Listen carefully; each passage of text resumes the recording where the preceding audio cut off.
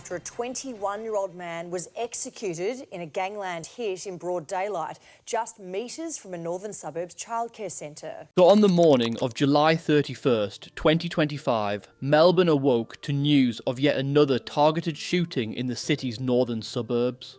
The victim was Athan Boursinos, a 21-year-old man who was gunned down in broad daylight in a laneway behind his family home in Wollet. The killing bore all the hallmarks of a gangland execution: calculated, ruthless and deliberate. What made this case even more confronting was the identity of the victim, a young man with alleged ties to one of Australia's most powerful illicit tobacco syndicates and the son of a retired Victoria police officer. Athan was no stranger to law enforcement. He had a series of pending charges before the courts, including drug and weapon possession, theft and driving offences. In fact, he was reportedly leaving home to attend Heidelberg Magistrates Court when he was ambushed and killed. Court records reveal that Athan had a history stretching back to 2022 when he was charged with a fray. Since then, he had faced additional charges for possession of ammunition, dealing with proceeds of crime, theft, and even damaging an emergency services vehicle. At the time of his death, he had 2 active cases before the courts relating to incidents in Albert Park and Bundoora, as well as 8 counts of possessing a drug of dependence, including ecstasy, testosterone, and prescription medications. Despite his young age, Athan had already built a reputation within Melbourne's criminal circles. According to police intelligence, from as early as 2022, he was allegedly part of a street crew under the control of Kazem Hamad, a fugitive crime boss now operating from Iraq, and Ahmed al-Hamza, a suspected major drug trafficker. Athan was reportedly recruited as a teenager, unusual not only for his age, but also for his Greek heritage, as most of the syndicate's members came from Middle Eastern backgrounds.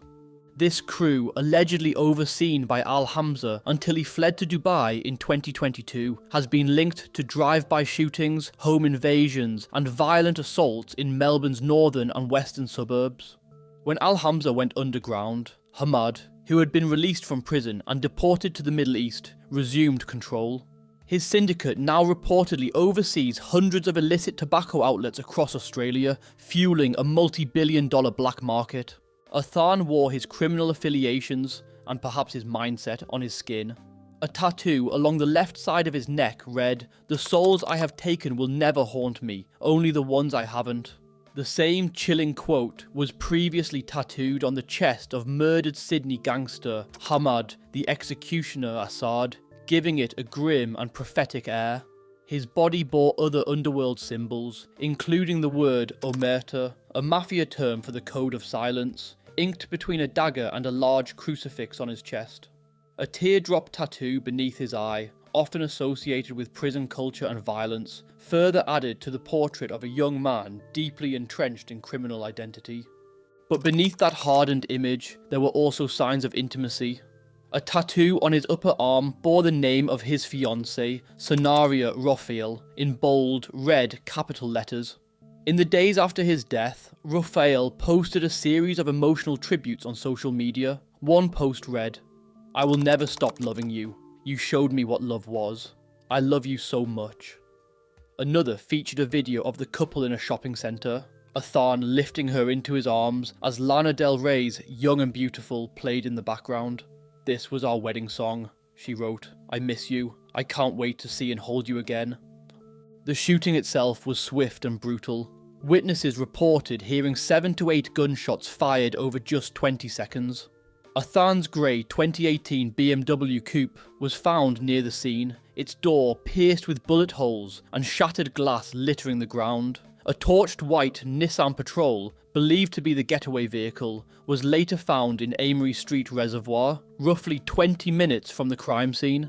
Its number plates had been swapped from a black BMW, further suggesting calculated planning. Police were quick to describe the killing as very deliberate and obviously targeted, though they initially stopped short of officially calling it an underworld execution. Detective Inspector Dean Thomas, head of Victoria Police's homicide squad, said authorities were working to piece together the event and urged anyone with information or dashcam footage to come forward. Perhaps the most damning allegations concerning Athan Boursinos are his suspected ties to the attempted assassination of Sam the Punisher Abdulrahim, a former Mongols bikie turned celebrity boxer. In June 2022, Abdulrahim was ambushed and shot 4 times while leaving a funeral in Faulkner. Remarkably, he survived the attack and drove himself to a police station despite his injuries. While no one has ever been charged in connection to the shooting, Underworld sources and investigators have long suspected that it was orchestrated by associates of Hamad, with Athan allegedly among the conspirators. Sam Abdulrahim is no ordinary figure.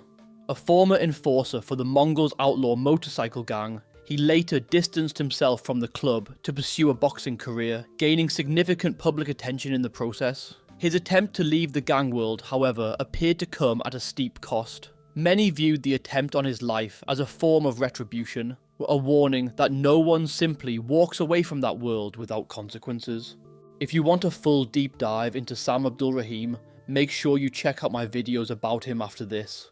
Outlaw Media, an investigative outlet focusing on Melbourne underworld matters, has published claims naming Athan Boursinos as the triggerman responsible for the murder of 22-year-old Corey Kazem outside his Mickleham home on May 5th, 2022. Around midnight, Kazem approached a white BMW parked on the street to speak with its occupants. Moments later, he was shot multiple times and died at the scene.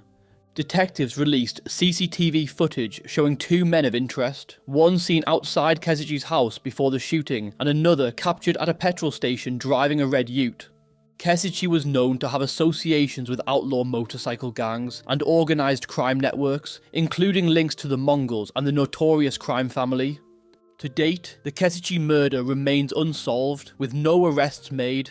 Whether Athan played a direct role in that attempted killing remains unproven. But what is clear is that his own death fits within the same brutal logic of underworld score settling. A symbolic act of violence meant to punish, warn or provoke. In the aftermath of his murder, the emotional scenes on Champions Parade painted a heartbreaking counterpoint to the crime's ruthlessness. A young woman, presumably Raphael, collapsed near the scene, crying out, "He said he'd never leave me alone in this world. He lied." Shielded by police from the media, she reportedly begged officers to let her see him one last time. "Please, can you check again? I don't think he's dead." Athan Boursinos' killing is the latest in a string of gang-related executions in Melbourne. It follows the 2025 deaths of Sam Abdulrahim and Hare Sherwani, both shot in similarly brazen attacks. Police fear his death could ignite yet another cycle of retaliatory violence. A familiar pattern in a city where criminal alliances shift constantly, but the body count continues to rise. Whether his killing marks the end of one vendetta or the beginning of another remains to be seen. What is certain is that the name Athan Boursinos and the life he chose or was pulled into will not be forgotten anytime soon. This is an ongoing case, so I will make sure to keep an eye on any developments. If you want more stories from the Australian underworld, please consider subscribing and liking this video. It really helps me out and helps the channel grow. Till next time, take care.